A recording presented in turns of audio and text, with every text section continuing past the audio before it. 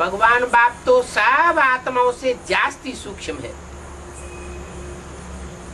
अति सूक्ष्म है, बुद्धिमानों की बुद्धि कहा जाता है।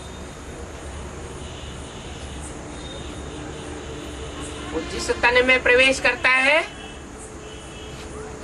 उसके द्वारा ज्ञान के सूक्ष्म से सूक्ष्म राज समझाता है,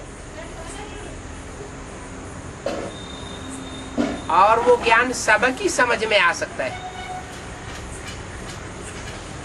गरीब हो, रईस हो, शरीर से स्वस्थ हो, बीमार धीमार हो,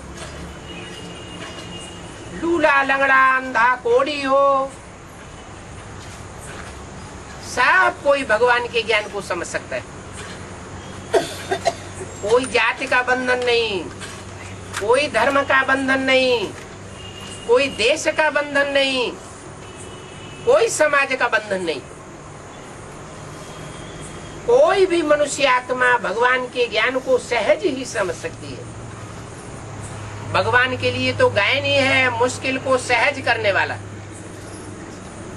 तो उसका ज्ञान मुश्किल कैसे हो सकता है? अगर कोई प्रयास करे तो जरूर समझ सकता है, प्रयास ही नहीं करेगा, इच्छा ही नहीं करेगा, तो समझने की बात ही नहीं।